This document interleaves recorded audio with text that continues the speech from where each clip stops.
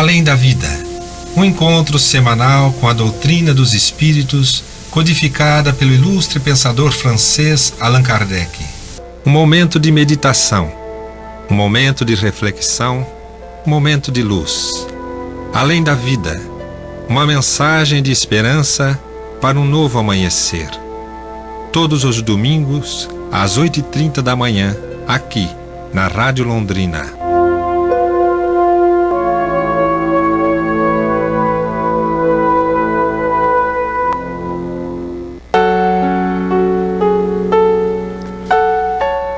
Prezados amigos do programa Além da Vida, muito bom dia. Cumprimento os Miguel, da equipe do programa. E hoje conosco aqui dois amigos queridos que estão começando conosco aqui. A gente já agradece a família Laverde, que tem a Carol também, que não está aqui hoje, mas vai estar no quinto domingo conosco. A Camila, bom dia Camila.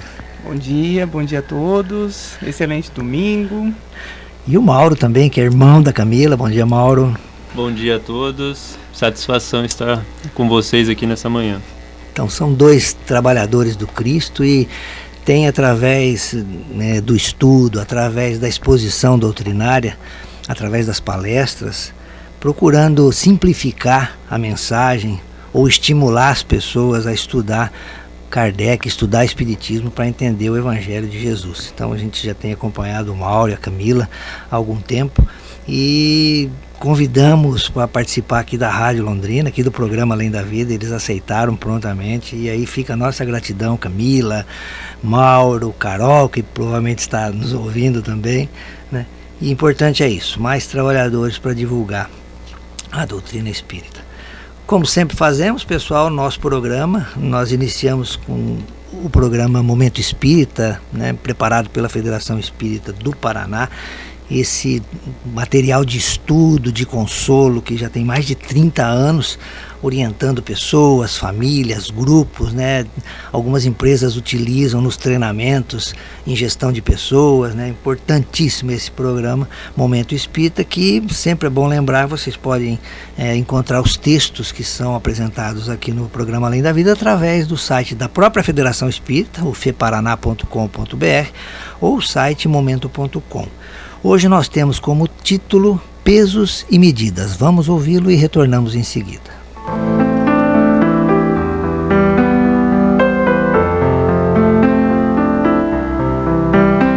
Bem-aventurados os que têm sede de justiça, porque serão saciados.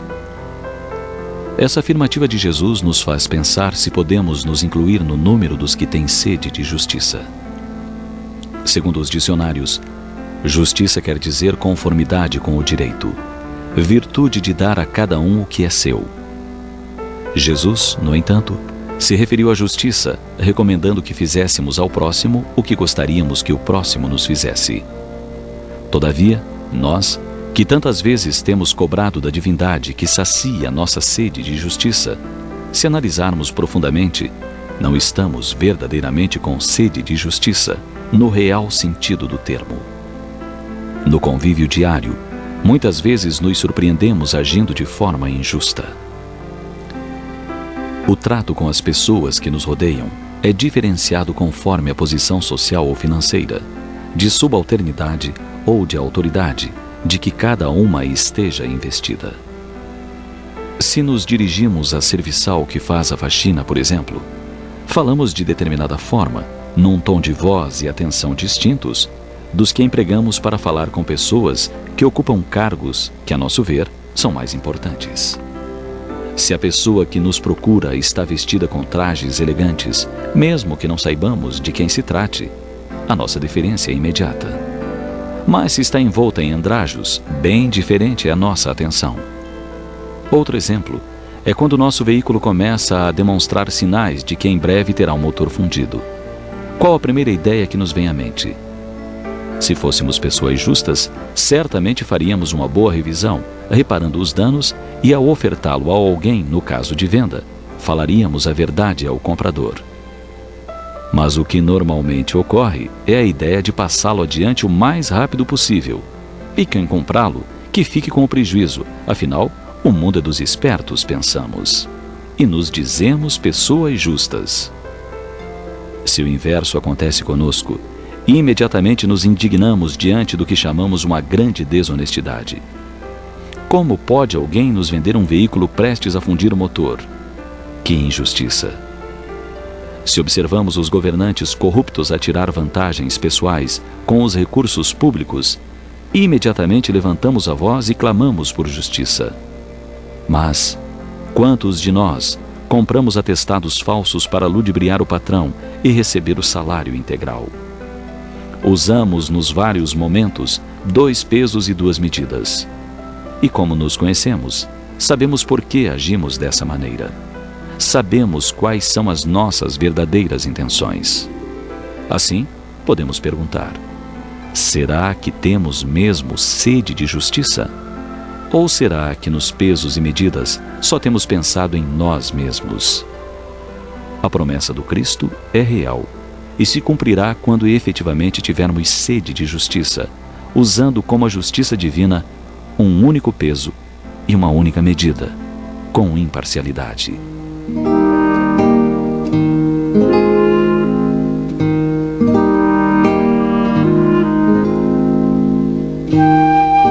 Os espíritos superiores recomendam que, caso tenhamos dúvidas quanto ao procedimento que devemos adotar para com o próximo, que nos coloquemos no lugar deste e façamos exatamente o que desejaríamos que nos fosse feito. Dessa forma, jamais nos equivocaremos, uma vez que todos queremos o melhor para nós mesmos. Pense nisso.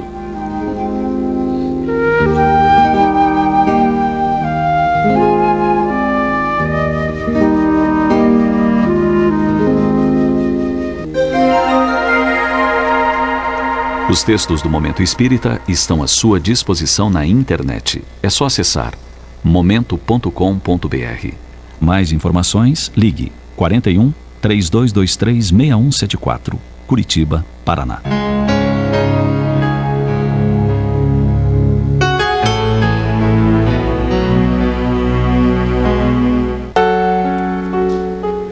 Tá aí, pessoal, a mensagem que hoje abre o nosso programa. Não esquecendo que quando se fala de justiça, nós nos reportamos à terceira parte do Livro dos Espíritos, onde apresenta as leis morais, e lá a última lei, né, de amor, justiça e caridade, que resume as outras 9, né, Camila? Mostra o quanto é importante nós nos preocuparmos com esse texto, esse termo, né, justiça, que muitas vezes se confunde com bondade, né? E a gente às vezes precisa mergulhar realmente. Muitas vezes nós queremos ser bom, mas nós não estamos sendo justos, né? Que é mais importante, na minha opinião, né? Isso, quando a gente escuta, né, Deus é justo e bom, então a gente para pensar, né? A gente tem como Jesus como nosso modelo e guia. E o que Jesus ensinou pra gente, que a gente tem dentro da gente? Que a gente tem que fazer ao outro aquilo que a gente gostaria que fizessem para nós mesmos. E aí é que entra o nosso senso de justiça. Por que é que eu vou prejudicar ou tentar passar alguém para trás se não é isso que eu quero receber em troca? Então isso a gente tem que colocar na balança. Essa é a justiça que a gente compreende, né? A gente vai fazer tudo aquilo que a gente quer receber em troca. E assim a gente vai seguir o modelo do Cristo, né? Se tornando pessoas mais justas e boas, né? É verdade, se colocar do outro lado, né, Mauro, em qualquer situação, porque, como a gente sempre diz, né, existe um lado, outro lado, e a verdade que domina tudo. Muitas vezes nós não chegamos na verdade pela nossa condição ainda, né, de ignorância, de espírito imperfeito, né? Mas é importante isso que a Camila falou, de se colocar no lugar do outro, né, para poder analisar também sobre esse prisma, né? Exatamente. É interessante a gente observar, porque quando falamos de justiça, a gente sempre se coloca na posição geralmente de vítima. Então, aconteceu alguma coisa comigo, eu quero justiça, eu desejo que a pessoa, né, seja punida ou que alguma coisa repreenda aquele que me cometeu algum tipo de dano. Mas a gente acaba esquecendo que na grande maioria das vezes, né, nós também estamos aí cometendo, né, algumas coisas que também dependemos do perdão alheio, né? Então, às vezes, a gente tem que compreender que quando pedimos por justiça, a justiça ela é imparcial, né? Tanto para nós quanto para os outros. Então, a justiça ela não vai ser feita à nossa vontade para satisfazer os nossos desejos. Então fulano errou comigo, né? A gente quer a justiça para aquilo. Mas aí quando a gente erra para com alguém, Jesus podia me perdoar, né? E deixar e passar batido essa, né? Então é interessante a gente observar que a justiça ela é imparcial. Então é necessário que a gente tenha essa clareza da necessidade de realmente se colocar no lugar do outro e procurar perdoar no que pode e também ser bom e justo, né? Sempre na postura, evitando, né, causar mal aí às outras pessoas. É verdade. O Zé Antônio, que participa também do programa ao final, né, no programa Reflexão Espírita, ele tem uma palestra, e acredito que deva estar gravado isso, onde ele faz uma junção da justiça com a misericórdia, né? Então, quando é pra gente, a gente pede misericórdia. Quando é pro outro, a gente quer isso que o Mauro falou, que é a justiça rápida, né? Isso. E não esquecendo, pessoal, que a lei de Talião, ela se cumpre, mas quem a aplica não somos nós, é Deus, né? Então, se a gente aceitar isso, entregar na mão dele, quando a gente fala Deus, é toda a espiritualidade, espírito superior, os anjos da guarda estão se conversando em qualquer situação e deixamos para eles. Nós temos que fazer a nossa parte de não retribuir mal com mal. Isso é o lema também, né? Mesmo que a gente seja a vítima, como o Mauro diz, né, Mauro? Exatamente. Então, vamos tocando o barco dentro das leis de Deus. Dói, é difícil, mas é melhor ser vítima do que algoz, né, Camila? Com certeza, né?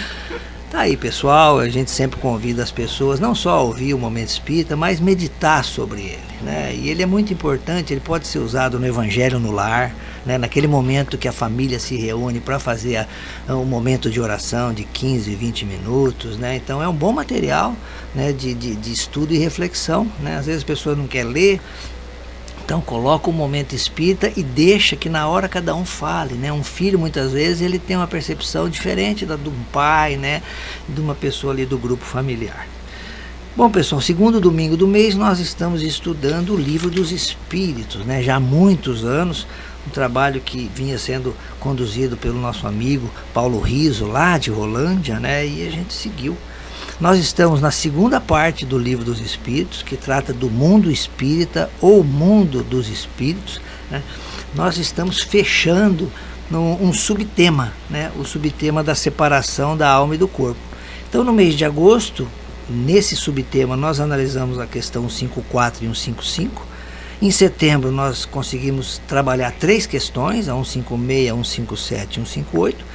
E vamos ver se hoje, né, nós estamos em 3 aqui, vamos ver se a gente consegue fechar da 159 até 162, né? A gente comenta dessas questões porque algumas pessoas acompanham, né, esse segundo domingo com o próprio Livro dos Espíritos, fazendo inclusive as anotações, Camila, que a gente, né, observa aqui de cada frase, de cada pergunta, de cada resposta, né? Então a gente sempre comenta com as pessoas que ouvem o programa, e mesmo no dia a dia, que Kardec, a gente tem que ler frase por frase, atentar nas palavras. Se ficou em dúvida, vai lá na Kardecpédia, né, que é um aplicativo gratuito, olha no original francês, vê se aquela palavra foi bem traduzida, né, que muitas vezes há erro de tradução. E uma palavra mal colocada muda, inclusive, o sentido, né, Camila, da frase, né? Então, faça esse trabalho. A Kardecpédia é um aplicativo gratuito, né, que a gente vai comentar um pouco dele durante o programa, né, que pode ser baixado no celular, no computador, e ali tem todo o material que Kardec produziu em vários idiomas, e principalmente no original francês, para a gente consultar, né, para evitar esse problema que eu comentei com vocês. Então hoje nós vamos começar com a 159, né, no esquema que nós fazemos. Eu leio a questão e a Camila vai começar lendo a resposta, e a gente vai comentar cada uma dessas questões aqui, dessas 4 questões, na manhã de hoje. Então Kardec, na questão 59, faz o seguinte questionamento, né, para os espíritos superiores que o acompanhavam também, ele também como espírito superior, nesse trabalho, sempre lembrando da orientação do Cristo, né, de Jesus como espírito de verdade. A questão é a seguinte: que sensação experimenta a alma no momento em que reconhece estar no mundo dos espíritos? Isso depende. Se fizeste o mal com o desejo de fazê-lo no primeiro momento, te envergonharás de tê-lo feito. Para o justo é bem diferente. Ele se sente como aliviado de um grande peso, pois não teme nenhum olhar perqueridor. E quando a gente lê, então, essa sensação que o espírito vai sentir ao chegar do lado de lá, né? A gente está aqui encarnado e quando ele fizer o desencarne e chegar lá no mundo dos espíritos, que sensação que ele vai ter, como que ele vai chegar lá. E um exemplo disso bom seria, vamos supor, você está na sua casa hoje, deitou para dormir e do nada você acorda em outra cidade, outro planeta e está lá perdido. Então, tecnicamente, é essa mesma sensação de você chegar em algum lugar sem saber onde está, o que aconteceu e tudo mais. Mas os espíritos, eles vêm dizer que muito depende daquilo que a gente fez. Tudo depende de cada espírito e do quanto ele procurou aqui na Terra evoluir, aprender, pesquisou, querer saber, porque tudo vai da preparação que cabe a esse espírito. Então ele se preocupou com a sua evolução espiritual, ele tentou entender esse lado de que o espírito não morre, que ele vai para um plano espiritual quando houver esse desencarne, o que acontece então com ele. Se ele tiver esse conhecimento, a hora que ele chega do lado de lá, ele vai compreender melhor que o desencarne foi só da matéria, que ele continua vivo, que ele é um espírito. Ele vai então compreender a situação em si que aconteceu. Mas tudo isso a gente tem que compreender que vai da evolução, do querer aprender, do estudar dele aqui na matéria, enquanto encarnado, para ele chegar no plano espiritual, então, com alguma bagagem, com algum conhecimento, para conseguir acordar lá naquele plano espiritual e saber diferenciar. Muitas pessoas que fazem o trabalho mediúnico, muitas vezes fechado, recebem mensagem desses espíritos que quando desencarnam, chegam do lado de lá e não sabem nem que desencarnou. Porque são aqueles espíritos que não têm esse conhecimento do mundo espiritual, acha que é só o material de hoje, morreu, acabou. E a hora que você então morreu e percebe que não acabou, muitas vezes você fica perdido. E aí é que vai então, quando ele traz essa resposta, as coisas boas que você faz, o estudo que você tem, o que você busca, é que vai te orientar ao chegar no plano espiritual. Ou seja, né, num desencarne ou um falecimento, a gente diferencia falecimento e desencarne, né, Camila? É diferente do outro. Vai depender, como você diz, do estado evolutivo de cada um. Agora, ele esclarece aqui, se ele praticou o mal com intenção, com conhecimento de causa, isso é mais grave, né? E o que me chama a atenção também, pessoal, é esse olhar perscrutador, né, que as pessoas lá no mundo espiritual não tem o corpo físico, então vai ser aquele olhar, não é um olhar punitivo, né, aquele filme Ghost, quando os dois amigos se encontram no momento espiritual, assim, o amigo que cometeu todo aquele erro fora do corpo, né, aquele olhar do amigo que sofreu, foi vítima, não é acusando, mas assim, compadecido. Ele entende o que o outro fez, né? O erro, né? Porque tinha tudo, né? Para ser feliz, por quê? Por causa de dinheiro e tudo mal, né? Nós vamos ver que esse olhar compadecido é o mesmo também do exemplo que a gente vai trazer mais para frente na questão, né? Na questão 60, Kardec faz outra pergunta para esclarecer mais ainda esse tema da separação da alma do corpo. Ele pergunta assim, né, Mauro? O espírito se encontra imediatamente com os que conheceu na Terra e que morreram antes dele? Sim, segundo a afeição que lhes tinha e a que tinham por ele. Frequentemente, eles o vêm receber em sua volta ao mundo dos espíritos e ajudam a libertá-lo das faixas da matéria. Reencontra também a muitos que havia perdido de vista em sua permanência sobre a terra. Vê aqueles que estão na erraticidade, aqueles que estão encarnados, e vai visitá-los. E aqui é interessante a gente observar, porque essa é uma dúvida que muitos de nós temos, né? Será que vamos ser acolhidos, né, por aqueles que nós tínhamos carinho, respeito, né, consideração muitas vezes aqui enquanto encarnados? E ele vai nos dizer que, de certa forma, sim, todos nós vamos receber ajuda nesse momento, porque, querendo ou não, mesmo para quem tem o conhecimento espírita, é uma transição, né? Toda mudança, ela causa um certo desconforto, né? Então, para o espírito que está encarnado, no momento em que ele desencarna, isso causa um certo... É um momento ali de desconforto, é um momento de dificuldade, assim como o contrário também é. O espírito, quando está na condição, né, de espírito desencarnado e vai encarnar, também é um momento, né, ali que ele passa por essa transição. Então é necessário que a gente observe que ele nos diz que sim, que nós temos o apoio, né, daqueles que já desencarnaram antes de nós, da família, mas é claro que tudo isso vai de acordo com, né, a condição espiritual de cada um, né? Tanto daqueles, por exemplo, às vezes a pessoa está esperando ser recebida por alguém que ainda não está em condições de dar essa ajuda, esse suporte, né? Mas com certeza outros estarão. Então a gente compreende, pelo que a gente lê da doutrina espírita, que não estamos desamparados em momento nenhum, né? Mas que às vezes as coisas não acontecem como a gente deseja. Então às vezes a pessoa está desejando certa pessoa ou que certa coisa aconteça, às vezes não é do jeito que a gente espera ou gostaria, mas sempre vamos ser amparados, né, pela espiritualidade, a ponto aí de podermos ser acolhidos. E até é interessante que aqui no final ele fala também da questão de que a gente possa visitar também aqueles que ficaram, né? Até André Luiz, no livro Nosso Lar, né, ele relata o momento em que ele visita a família dele, que ainda estava encarnada. Mas como a gente disse no começo, tudo depende de circunstâncias, né? Não é assim a hora que quer, do jeito que quer, tudo está sujeito, é claro, a gente seguir conforme é permitido, né? Se a gente deseja, por exemplo, estar sendo resgatado e atendido por alguns espíritos de ordem superior, é necessário que a gente compreenda que existem, de certa forma, regras para que possa organizar as coisas, né? Então a gente precisa estar pronto a seguir esses direcionamentos para que então a gente consiga fazer dessa maneira. Porque se a gente ignora, né, as recomendações, as regras e tudo mais, aí acaba que a gente vai deixando, não é que a gente não recebe ajuda, né? Não é que a ajuda não esteja disponível, somos nós que vamos nos afastando da ajuda e aí que a gente vai entrando numa condição de sofrimento. E aí a gente reclama que muitas vezes não está sendo ajudado, mas a ajuda está disponível. Nós é que não queremos nos modificar a ponto de estarmos aptos a pertencer, né, àquela região mais elevada. Por isso, Mauro, é importante isso que você falou, o conhecimento das leis de Deus, porque elas vão trabalhar juntas em toda situação, né? Uma coisa que está relacionada a isso, por exemplo, é merecimento. Todos nós temos merecimento, por quê? Porque somos filhos de Deus, né? Agora, nós temos livre-arbítrio, e isso está ligado à lei de liberdade.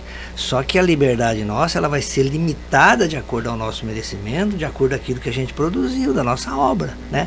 Então, por exemplo, uma mãe no plano espiritual quer visitar os filhos aqui, belezinha, ela tem merecimento, porque é filha de Deus, teve as filhas aqui na Terra e tal.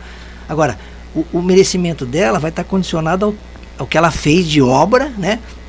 E ao tempo que ela pode ficar com as filhas. De repente ela pode ficar um pouquinho só, pode ficar mais. Agora, ela não pode ser proibida de visitar, porque aí é a lei de liberdade, né? Então essas coisas, muito interessante, a gente tem que pensar com calma, né, Camila? Porque a gente não pode observar uma expressão que contraria uma lei. Né? Por isso que tem que analisar o conjunto, por isso que o Cristo disse, né, não julgueis, porque o julgamento é muito difícil para nós, porque você teria que ter uma consciência muito ampla para olhar todos os matizes relacionados àquela situação específica, e aí são várias coisas influenciando, né? Eu lembro nessa questão se a pessoa recobra logo, né? A gente observa isso, a felicidade, pois quando a gente vai para o exterior e alguém recebe a gente no aeroporto lá, você não fala o idioma, você não tem o dinheiro daquele país, né? Tá se sentindo meio... Nossa, né, você meio fica perdido, perdidão, né? Aí chega lá uns parentes e você é alívio, né? Nossa, imagina, né? Se assim é na matéria, imagina no plano espiritual. Por que não, né? Vão estar à porta ali esperando a gente com muita felicidade. Ainda mais se a gente voltar numa condição melhor, assim, como o André Luiz volta como completista, né? Ou seja, a parte de ganhos foi maior do que a parte de perdas, né? É uma vitória, né? Conseguiu pelo menos cumprir, evoluir um pouco mais, então é uma felicidade. Aqueles que lá ficaram e torcem pela gente vai estar feliz com o nosso retorno. Claro, né? E outra, e também se errou também, tentar recuperar rapidinho, né? Dar a volta por cima, né? E eu lembro, para fechar essa questão 60, né? O caso de Sanson, que trabalhou com Kardec na Sociedade Parisiense de Estudos Espíritas, ele passa um ano sofrendo uma doença, né, que o levou à morte, e ele pedia, né, gente, no dia do meu velório me chamem, me evoquem, e eles fazem isso, o grupo de Kardec, é muito legal, vocês vão encontrar isso aí, é o primeiro relato de espíritos felizes, lá no livro Céu e Inferno, vale a pena, e ali o corpo está sendo velado na câmara mortuária, ali na capela mortuária, e o grupo de Kardec numa outra sala conversando com o espírito de Sanson, desperto, né? Ainda um pouco, né, preocupado com a situação, porque como o Maurinho diz, era uma situação nova, né? Mas olha só, lúcido, né? Que beleza, né? E consolando a todos ali, né? Na questão 61, pessoal, Kardec vai fazer uma outra pergunta ainda, reforçando esse tema da separação da alma do corpo. E ele pergunta o seguinte: em caso de morte violenta e acidental, quando os órgãos ainda não se enfraqueceram em consequência da idade ou das moléstias, a separação da alma e a cessação da vida ocorrem simultaneamente, ou seja, ao mesmo tempo? A resposta é: geralmente é assim, mas em todo caso, o instante em que o separa é muito curto. Para a gente compreender, quando a gente vai então voltar para a matéria, a gente é formado o quê? O espírito, o corpo material e o fluido vital. E esse fluido vital, ele vem diminuindo com o passar do tempo, da nossa idade, daquilo que a gente está vivendo aqui na Terra, e é ele que vai conduzindo a nossa vida material, é ele que nos liga ao espírito. Então, quando ele fala aqui de alguma morte violenta, acidental, que aconteceu de forma rápida, esse fluido vital ainda está muito vigente no nosso espírito, no nosso corpo. Então a gente vai se sentir ligado ali, ele vai continuar mantendo esse contato com a matéria por conta desse fluido vital. Porque se acontece de forma progressiva, com uma certa idade, ele vai se diluindo aos poucos. Mas quando acontece aqui que ele fala de forma acidental, a gente ainda está muito ligado com esse fluido vital. Então, o que vale ali na hora é o nosso conhecimento de saber que a matéria se foi e tentar trazer o espírito, então, para a realidade de que a matéria ali, ele já não está mais ligado com ela. E tentar fazer essa passagem, né? Essa questão, Camila, vai estar ligada com a próxima, e a gente vai deixar para fazer o comentário junto, com a 162 que fecha esse subtema. E a questão, Mauro, diz assim, ó: após a decapitação, por exemplo, conserva o homem por alguns instantes a consciência de si mesmo?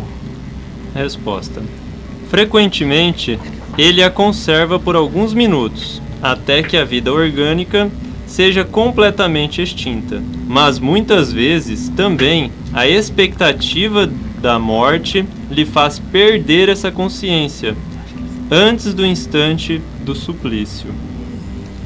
E que é interessante a gente observar, se a gente observar por uma ótica de que tudo depende, né? A gente compreende que as coisas não são não são fixas, né? E é interessante a gente observar que por algumas vezes depende também esse sofrimento na hora do despreendimento, depende muito também da nossa condição e elevação espiritual. Quanto maior for o nosso apego às coisas materiais e a propriamente até mesmo o corpo, isso de certa forma vai causar um sofrimento maior. Porque veja bem, imagina num exemplo bastante simples, só para que a gente compreenda, se você tem ali um automóvel, né, e você tem um grande apego, um apreço muito grande por esse automóvel. Caso você venha a perder esse automóvel, vai depender o tamanho do seu sofrimento, vai depender muito do tamanho do seu apego àquele bem. Então, se você era muito apegado a ele e você o perde, você vai sentir uma dor grande pela perda. Da mesma forma que muitas vezes a gente tem um apego muito excessivo pela vida material, e é claro que nós devemos sim, né, ter aí um apego pela nossa vida e ter apreço pela nossa vida, é uma oportunidade existencial, mas quando a gente precisa ter a consciência de que temos a vida espiritual que se sobrepõe, né, que é a vida além da vida material.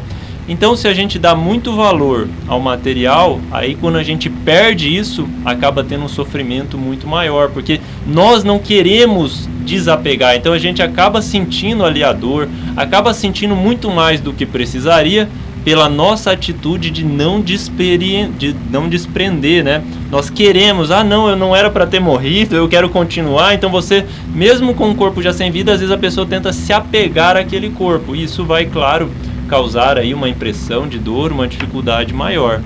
Ou seja, a pessoa tinha que estar mais ligada em pensamento, em sentimento ao mundo espiritual, continua preso ainda ao plano material, e isso causa sofrimento, né, Mauro? Exatamente. É que assim, imaginem só, o corpo físico para nós é como se fosse uma prisão, de certa forma, né? Porque nós estamos aqui, somos espíritos, e o espírito, ele é livre, né? Ele vai para onde quer, ele, de certa forma, ele é livre. E quando estamos num corpo físico, de certa forma, estamos aprisionados. Agora, imagina a situação em alguém que foi liberto, mas ele fica ali querendo ficar na cadeia, né? É mais ou menos isso. O espírito se libertou, ele ganhou a liberdade do corpo, mas a pessoa, ele gostou tanto daquele momento de prisão, da prisão em si, que ele fica ali querendo voltar para aquela situação, e aí ele sofre, né? Por insistir naquela situação. É verdade. Kardec, a essa questão, pessoal, e aí é o subtema também, Kardec vai fazer um comentário que eu vou pedir para Camila ler, que aí fecha esse tema da separação da alma e do corpo. Trata-se aqui da consciência que o supliciado pode ter de si mesmo, como homem e por intermédio dos órgãos, e não como espírito. Se não perdeu esta consciência antes do suplício, pode conservá-la alguns instantes, que são de muita curta duração, e que cessa necessariamente com a vida orgânica do cérebro, o que não implica, por isso, que o perispírito esteja inteiramente desligado do corpo. Ao contrário, em todos os casos de morte violenta, quando ela não é levada pela extinção gradual das forças vitais, os laços que unem o corpo ao perispírito são mais tenazes e o desligamento completo é mais lento. É bem isso que nós comentamos, né, a respeito disso, né, os fluidos ainda que persistem, né, todo esse apego que a pessoa tem emocionalmente ao corpo físico ou à matéria, não deixa de ser uma forma de egoísmo, né? Egoísmo em que sentido? Não, eu queria ficar no corpo, né? Mas vai contrário às leis de Deus, porque se a pessoa morreu foi porque Deus permitiu. Exatamente. Né? Então chegou o momento da morte, né? Então tem dois casos, um que a Camila vai colocar a respeito disso, né? Desse desprendimento, eu vou colocar outro também, que está em outra obra de Kardec, né? Importante para a gente poder entender, né, Camila? Sim, na obra Paulo e Estevão, do Espírito Emmanuel, psicografado por Francisco Cândido Xavier, no momento em que Paulo ele é condenado e ele então vai ser morto, decapitado. E aí no momento em que ele está lá para ser cumprida a execução dele, quem vai cumprir o algoz dele, ele está tremendo. E aí Paulo fala para ele: não tremais, cumpra o vosso dever até o fim. E então um golpe violento fendeu-lhe a garganta, seccionado quase inteiramente a velha cabeça que se nevara aos sofrimentos do mundo. Paulo de Tarso caiu redondamente, sem articular uma palavra. O corpo, ao quebrantado, embolou-se no solo como um despojo horrendo e inútil. Aí ele vem e fala: o que aconteceu então com o espírito? O valoroso discípulo do Evangelho sentia a angústia das derradeiras repercussões físicas, mas, aos poucos, experimentava uma sensação branda de alívio reparador. Mãos carinhosas e solícitas pareciam tocá-lo de leve, como se arrancassem, tão só nesse contato divino, as terríveis impressões dos seus amargurosos padecimentos. Tomado de surpresa, verificou-se que o transportavam do local distante e pensou que os amigos generosos desejavam assisti-lo. Aqui a gente está falando de Paulo, né, o apóstolo dos gentis. Então ele tinha o merecimento por tudo aquilo que ele trabalhou e que ele fez. Então a gente vê aqui que no momento em que cessa a vida dele, que é a hora que cortam a cabeça dele, o espírito dele é ajudado pelos bons espíritos. Então ele sente ali no primeiro momento o impacto do que acontece, mas automaticamente esses bons espíritos o auxiliam, os tiram dali, tentam auxiliar para que ele fique calmo. E é um merecimento dele, né? Então, aí é que tá. A gente tem que ter esse merecimento. A gente tem que buscar fazer o melhor para receber essa ajuda lá na frente. E aqui esse exemplo é claro. A partir do momento em que ele trabalhou pelo bem, ó, momento do seu desencarne, por mais abrupto que seja, ele teve esse auxílio dos bons espíritos, né? E sempre, né? O que o Mauro comentou aqui, que não vai faltar esse amparo espiritual. E seria ilógico em relação à lei de Deus, né? Nós estamos vendo, pessoal, muita informação a respeito desse tipo de morte violenta, de decapitação, né, Mauro? Sim. Que era uma prática que durou até o século XIX, né? Nós temos um caso aqui que está na Revista Espírita, que a gente vai comentar, mas que até esse período ainda se usava isso, né? Era uma prática muito comum, né, naquela época. E hoje nós temos ainda pena de morte em alguns países, cadeira elétrica, né, fuzilamento, que não deixam de ser mortes violentas, né? Com certeza, né? É retirar da vida, sendo que Jesus em momento nenhum nos autorizou a essa prática, né? Ele em momento nenhum disse que a gente, e também a própria doutrina espírita, em todo o conhecimento que a gente tem aqui, vai ver que em nenhum momento, em situação alguma, é permitido que a gente tenha essa prática de tirar a vida de outro espírito. Nem a própria vida não é permitido, e é uma falta grave, né? Então, assim, não é permitido nem tirar a nossa própria, muito menos as dos outros. Então, assim, é uma questão que a gente precisa refletir bastante. E isso mostra o nível evolutivo que está o nosso planeta, né? Quando a Camila estava lendo sobre isso, né, eu lembrei de Sócrates, né, que ele foi condenado injustamente, né, a tomar cicuta, né, a tomar veneno, né? Quer dizer, não deixa de ser uma morte violenta, mas é uma morte mais branda do que um fuzilamento, do que uma cadeira elétrica e coisa e tal, né? O outro exemplo que a gente queria trazer, pessoal, e recomendar para vocês, está no livro Céu e Inferno, ou A Justiça Divina segundo o Espiritismo, é o subtema desse livro de Allan Kardec. Fantástico essa obra. Essa obra é toda a última parte do Livro dos Espíritos que Kardec desenvolve nesse livro, O Céu e o Inferno. E ali na segunda parte tem vários exemplos, né, de espíritos felizes, que a gente citou aqui o caso de Samson, que ele começa citando os felizes primeiro, né, depois ele vai trazendo outros exemplos, e chega nos exemplos dos criminosos arrependidos, onde o primeiro caso ali é o do padre Verger. Vale a pena dar uma lida ali pela Kardecpédia, quem não tem o livro, né, baixa o aplicativo e dá uma lida. Olha, eu só vou dar o começo desse caso, né, para deixar vocês depois estudarem e verem as duas evocações que Kardec faz, porque esse padre, ele assassina o arcebispo na porta da igreja, né, o Monsenhor Cibot. Ele era arcebispo de Paris e, por uma questão pessoal, né, ele não controla suas paixões e acaba golpeando mortalmente o arcebispo na porta da igreja, no dia 3 de janeiro de 1857. 1857, pessoal, olha, antes do lançamento do Livro dos Espíritos, que foi 18 de abril do mesmo ano. Em 30 de janeiro, ou seja, no final do mês, ele já foi condenado guilhotina, né? No dia que ele foi guilhotinado, olha só, Kardec, que já vinha estudando a doutrina, os fenômenos espíritas, evoca esse espírito. E ele se apresenta na Sociedade Parisiense de Estudos Espíritas. Olha só, no mesmo dia que ele foi guilhotinado, consciente.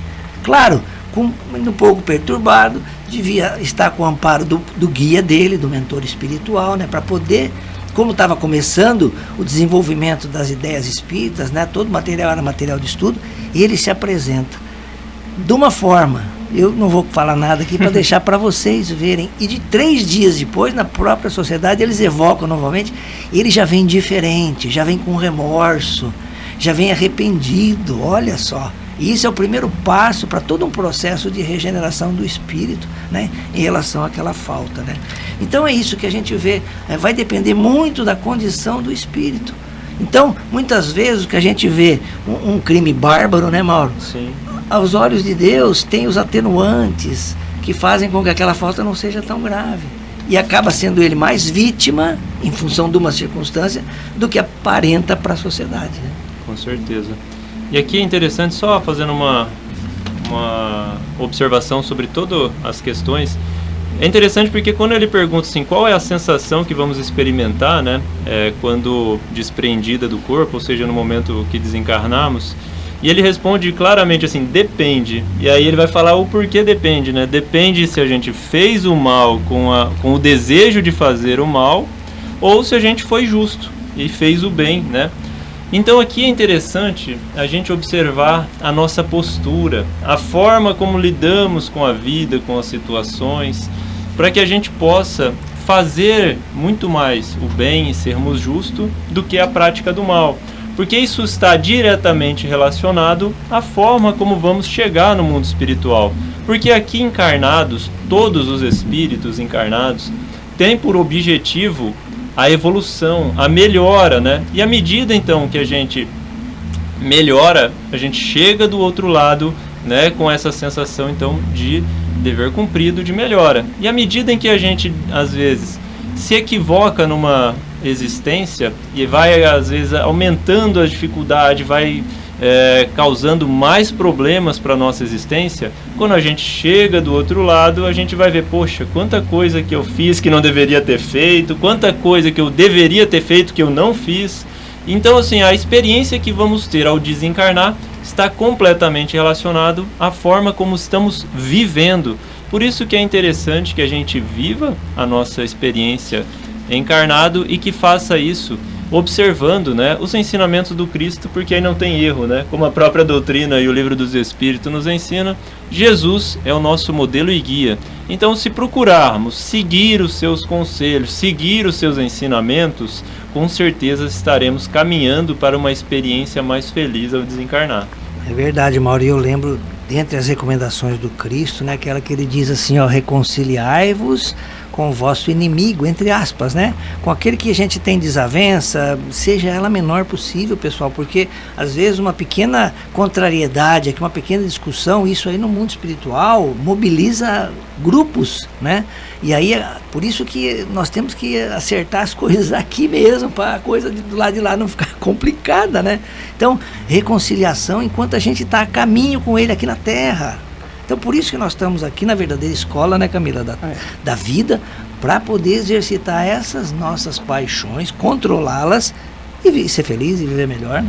Assim, a gente começa a estudar, né, Miguel, e começa a compreender, quando Cristo deixou os ensinamentos, que tudo depende do nosso querer ser bom, do nosso querer nos modificar, da nossa força de vontade em buscar fazer diferente, né? Os erros vão acontecer porque a gente está aqui para aprender. Mas cabe a cada um de nós tentar fazer essa mudança, tentar nos reconciliar com as pessoas a quem prejudicamos. Pode ser numa existência anterior, pode ser nessa. Tudo tem um porquê, um motivo, porque a gente acredita na justiça divina. Então tá nas nossas mãos fazer essa mudança, fazer a nossa evolução. Por isso que depende de nós. Nenhum espírito vai chegar aqui e falar assim, não, vai ser dessa forma. Por quê? Porque depende de nós, depende da nossa mudança, do nosso progresso, da nossa evolução. Então, quanto mais a gente fizer, mais a gente estudar, mais a gente querer ser melhor, com certeza ao chegar do lado de lá, a gente vai compreender tudo o que a gente fez e vai ser recebido de uma forma muito melhor. Então, a gente buscando, aqueles que estão aqui ouvindo, querem essa mudança, querem esse ser melhor. E aí já é um passo dado, né? Já é um começo pra gente, pro nosso espírito tá ali aprendendo a evoluir, pra gente chegar do outro lado e não ficar perdido nas situações. Pra gente chegar lá e ter a noção e ter essa compreensão. Poxa, olha, eu fiz isso, tô aqui, eu entender, eu passei por aquilo outro, mas eu cheguei aqui desse lado já compreendendo que eu sou um espírito, que eu tô nessa parte de transição de volta ao plano espiritual, que muito que eu aprendi aqui na Terra, porque aqui a gente vem realmente para aprender. Então aqui é o momento da gente errar, da gente se esforçar em ser melhor e ir aprendendo para a nossa evolução, né, Miguel? Verdade. E você falou uma palavra-chave que o próprio Cristo recomenda, é a busca do conhecimento, né? Mas esse conhecimento que liberta, pessoal, né? Então, se a gente quer fazer o bem, vamos saber a melhor forma de fazer o bem de maneira justa, de maneira caridosa, sem interesse, para que isso seja mérito do Espírito. Senão, se tiver interesse, já não conta. Já tá pago aqui na Terra, já né? É coisa da matéria, fica, né? Não adianta nada, porque a gente quer acumular tesouros no céu, isso que é importante, né? Pessoal, antes de chamar o Zé Antônio, só uma dica, né? Se vocês quiserem se aprofundar nesse tema que a gente rapidamente comentou aqui no programa de hoje, né? Da separação da alma do corpo, que Kardec coloca ali 9 questões, vá na Kardecpédia, né? Ali, em cada questão dessa, tem um item relacionado em outras obras de Kardec. Só não vai ter em duas questões que a gente já passou tarefinha para Camila e pro Maurinho aqui, que a gente vai ajudar o pessoal da Kardecpedia e vai ajudar a gente também, né, Com Camila? certeza, a gente busca o conhecimento e aprende. A gente que aprende primeiro, né, Miguel? Mas olha, ali tem, eu estava fazendo uma busca, então se você quiser fixar, vai lá na Kardecpedia e olha esses textos relacionados, vai para o que é o Espiritismo, vai para o Livro dos Médiuns, vai para o Céu e Inferno, vai para a Revista Espírita, que muitas pessoas não conhecem esse material que Kardec produziu durante praticamente todo o desenvolvimento da doutrina, de 1858 até 1869, que ele falece, né? Ele deixa pronto o material, inclusive de abril. Ele falece em março e deixa pronto de abril. Pessoal, agora vamos ouvir um pouquinho o Zé Antônio, esse querido amigo, hoje no mundo espiritual, mas enquanto esteve aqui na Terra encarnado, ralou para trazer para a gente conhecimento, esclarecimento, luz. Hoje ele traz no programa Reflexão Espírita o tema Para Resistir a uma Tentação, Instruções de Kardec. Olá amigos, vamos a mais uma instrução de Allan Kardec, naquelas instruções preliminares da coletânea de preces espíritas do capítulo 28 do Evangelho segundo o Espiritismo. Nós estamos hoje no item 20, para resistir a uma tentação. Então começa Allan Kardec: todo mau pensamento pode ter duas origens: a nossa própria imperfeição espiritual ou uma influência negativa que age sobre nós. Então já vai ficando claro para nós, Allan Kardec nos apresentando quanto nós somos influenciados pela mente dos espíritos que participam das nossas vidas e que estão em todos os lugares em redor do mundo que nós vivemos.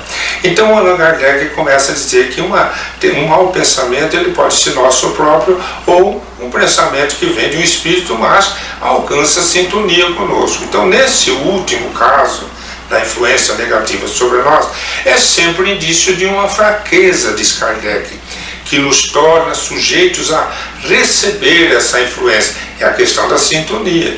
Se um espírito chega perto de nós com um pensamento negativo e a gente pensa como se fosse nosso pensamento, e a gente assimila como se fosse um pensamento cuja tese nós também defendemos, significa que em nós há uma fraqueza moral, porque nós estamos entrando numa sintonia com o pensamento negativo. Há, portanto, um indício, diz Allan Kardec, de uma imperfeição em nós. No entanto, aquele que fracassou não poderá desculpar-se alegando ser vítima de um espírito estranho que o levou ao fracasso,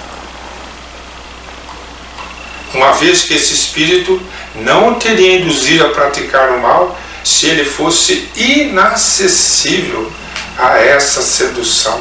Então aqui nesse texto Allan Kardec está dizendo que um espírito inferior, quando traz um mau pensamento, ele só vai ter acesso e vai estimular nas pessoas essa ideia negativa se a pessoa tiver tendência a pensar como ele, e que caso ele pense e haja como esse espírito, ele não pode alegar que a culpa é do espírito, mas é porque ele teve essa imperfeição moral que facilitou essa indução, essa influenciação. Eu me lembrei aqui da história que é registrada sobre Gandhi, né? Quando houve aquela assembleia muito intensa na divisão da Índia com o Afeganistão, que acabou virando um grande cisma, né? Uma grande divisão, naquela assembleia em que estavam propondo essa divisão, que Gandhi era contra, fez vários jejuns e que as pessoas começam a levantar as armas e dizer vamos às armas, né? Vamos à luta pela divisão. E Gandhi, então, ele está recebendo aquela maciça influência de uma ideia. E diz Gandhi assim: por qualquer causa que eu creia, eu darei minha vida, mas por nenhuma eu tirarei uma vida. Então ele não se deixou influenciar por aquela maciça influência do povo que acabou predominando aquela ideia, mas não porque Gandhi quis, ele não aceitou, mostrando que somos nós que quem decide isso. Então Allan Kardec diz assim: quando em nós surge um mau pensamento, nós podemos imaginar que o espírito malévolo está nos sugerindo o mal, porém nós somos tão livres de ceder ou de resistir como se tratasse da solicitação de uma pessoa viva. Então vamos raciocinar. Então, digamos que alguém liga para mim: você viu o que aconteceu? Eu acho isso joga um pensamento negativo. Vamos fazer isso? E convida você a participar da ideia. É você que vai decidir. Então, espiritualmente é assim que ocorre. Os espíritos influenciam nossa mente, a gente sente aquele ímpeto de fazer algo, mas somos nós quem vamos decidir. Então, Allan Kardec ainda coloca que nós temos um anteparo de auxílio. Devemos, diz Allan Kardec, ao mesmo tempo imaginar que o nosso anjo guardião, ou espírito protetor, por sua vez, ele combate em nós essas más influências. Então ele tenta nos afastar dessas ideias. E espera, diz Kardec, com ansiedade, a decisão que nós vamos tomar. E nessa nossa hesitação em fazer o mal, é a voz do bom espírito que se faz ouvir pela nossa consciência. Então, se os espíritos inferiores vêm com a ideia pelos nossos instintos, pelas nossas tendências inferiores, os espíritos superiores vêm pela nossa consciência do que é o certo, do que é errado, onde, como dizem os espíritos superiores, onde está escrita a lei de Deus. Quer dizer, na nossa consciência. Então os espíritos superiores, os nossos benfeitores, vão agir na nossa consciência, nos tentando impedir de agir daquela forma. Como que eu vou saber se o pensamento é mau ou é bom? Então Allan Kardec disse: reconhece-se que o pensamento é mau quando ele se afasta da caridade, que é a base da verdadeira moral. Quando tem por princípio o orgulho, a vaidade, o egoísmo, quando a sua realização pode causar um prejuízo qualquer a outra pessoa, um prejuízo qualquer, quando enfim sugere que façamos aos outros o que não gostaríamos que fizessem conosco. Instruções de Allan Kardec para resistir a uma tentação. Até o nosso próximo encontro. Tá aí, pessoal, a mensagem sempre educativa, sempre instrutiva, muito querida, do nosso amigo Zé Antônio, né? Esse amigão do peito, do coração, né? E ele esclarece pra gente, né, Camila, que a gente é muito influenciado pelos espíritos, né? Sim, ele fala, né? A Kardec também, nas perguntas, né? No livro dos Espíritos mesmo, ele fala, né? Quando ele pergunta para os espíritos quanto que eles influenciam na nossa vida, mais do que a gente possa imaginar. E aí a gente compreende, né? Ouvindo essa explicação, que realmente a gente sofre influências todos os dias. Mas cabe a nós perceber se essa influência vem de nós mesmos, ou se está vindo de um terceiro, né? De fora, desse espírito. E cabe a nós aceitar ou não. Se for uma influência boa, vamos seguir o bom caminho. Agora, se não for tão boa, vamos pesar na balança ali e ver, né? Vamos falar: opa, peraí, não é comigo, não sou assim. E mudar essa vibração e esse pensamento, né? Dá a impressão que a gente dá o primeiro passo, ou toma a primeira decisão. E de acordo com o que a gente faz isso, aí vem. Aí vai vindo, né? Vai vindo tudo que é tipo de pensamentos. Pode ver. É bem isso mesmo. Você começa com uma coisinha pequena na cabeça. De repente, você já criou uma história inteira e não sabe nem como que começou, né? Mas você deu o primeiro passo, você abriu a porta, né? É bem isso, né, Miguel? A gente dá aquele pequeno pensamentinho, abrir uma brecha, isso. Aí vem tudo. Nossa, mãe. E eu não sei se você observou uma fala do Zé sobre Gandhi. Eu até anotei aqui, Mauro. Por qualquer causa que eu acredito, eu darei minha vida. Por qualquer causa que eu não acredito, eu não vou tirar a vida de ninguém. Olha que coisa linda, cara. É impressionante, né? Gandhi era de um conhecimento incrível e é fato, né? Não é porque a gente acredita muito numa causa, por essa que a gente acredita, devemos sim, né? Dar-nos todo o nosso esforço, todo o nosso empenho, né? Para podermos fazer aquilo de melhor. À medida também que, como a gente leu até há pouco, né, no estudo que a gente está fazendo sobre esse desligue do corpo, né? Não devemos tirar em hipótese alguma a vida dos outros, né? Que é uma condição que a gente observou, né? Que não nos é permitido, né? Como na observação que a gente fez. E até uma questão interessante a respeito da mensagem, que me lembra, em certa estudo que eu estava fazendo do Evangelho, nessa questão sobre a influência, tinha uma questão justamente como ele propriamente na mensagem nos diz, temos a influência sim negativa, mas também temos a influência positiva, o que nos coloca de novo no controle, porque às vezes, novamente, a gente gosta de se colocar na condição de vítima. Então a gente faz o errado e fala assim, eu fui influenciado a fazer o errado. E aí, no Evangelho segundo o Espiritismo, ele nos mostra que sempre estaremos amparados pelos bons espíritos. Então existe a influência dos espíritos inferiores e existe a influência dos bons espíritos. Então se um influencia, vai lá e briga, o outro influencia, vai lá e perdoa. Aí você está ali no exercício do seu livre-arbítrio e aí você faz a escolha. Então sempre, em todas as situações, nós é que temos, digamos assim, a última palavra. Então está no nosso livre-arbítrio. Se veio aquela ideia equivocada, você que decide, poxa, eu vou executar essa ideia equivocada e que vai causar prejuízo aos outros ou não. Então sempre vai existir a influência negativa e não devemos ter medo a isso, né? Devemos tentar evitar essa conexão, né? Porque se percebeu que é uma influência negativa, é porque nossa vibração está ali embaixo e está captando esse tipo de mensagem.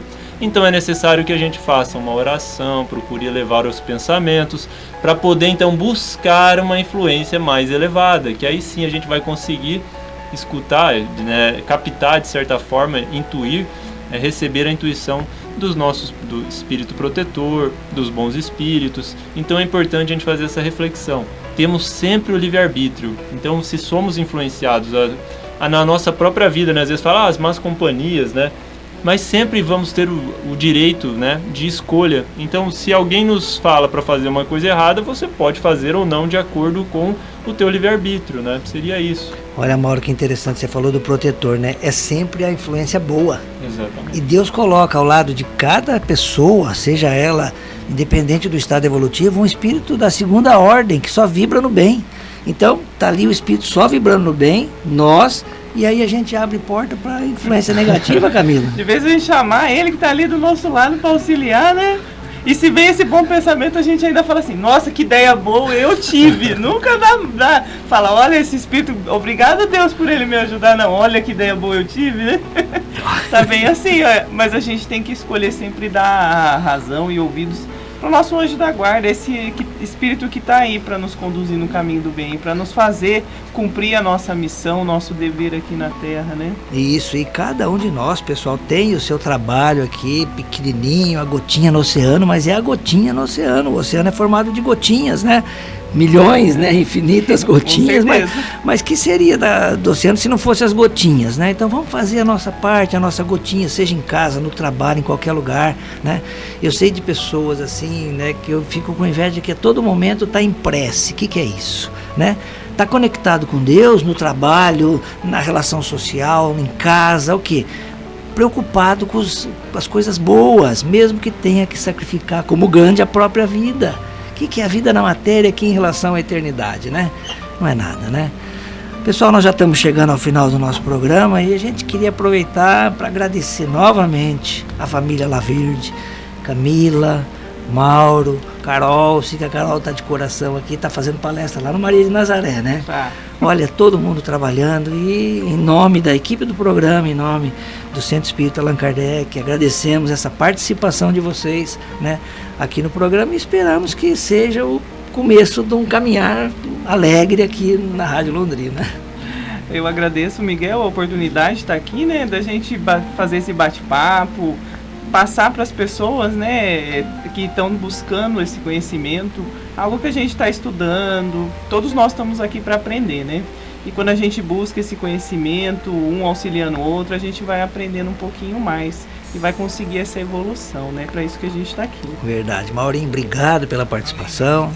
Eu que agradeço. É uma satisfação enorme, né? Sempre que a gente tem a oportunidade de estar estudando, de adquirindo um pouco mais de conhecimento, porque eu entendo que a gente sabe tão pouco sozinho, né? Por mais que a gente tenta buscar, mas a gente tem tão pouco. E aí, às vezes, numa conversa com alguém, ou né, num momento como esse, a gente vai conversando e vai podendo absorver um pouco do conhecimento que o outro já trilhou, que o outro já conseguiu adquirir. Então é sempre uma oportunidade muito valiosa quando nós podemos aí ter a oportunidade de ter uma conversa, né, com uma reflexão a respeito da espiritualidade, a respeito, né, do nosso caminhar por aqui, né, no planeta terreno. Então é sempre uma oportunidade muito valiosa. Então eu agradeço por estar aqui, né, por todos vocês que estão aqui ouvindo. É uma satisfação enorme.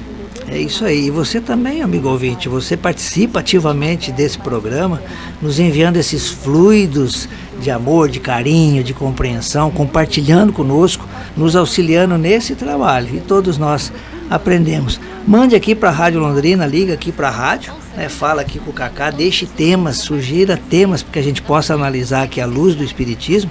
A gente vai fazer isso com o maior prazer, porque aí todos vamos aprendendo e vamos caminhando em direção a Deus. Que todos tenhamos um excelente domingo e uma semana de muita paz e de muito trabalho no bem. Até lá. Além da vida, um encontro semanal com a doutrina dos espíritos, codificada pelo ilustre pensador francês Allan Kardec. Um momento de meditação, um momento de reflexão, um momento de luz. Além da vida, uma mensagem de esperança para um novo amanhecer. Todos os domingos, às 8h30 da manhã, aqui, na Rádio Londrina.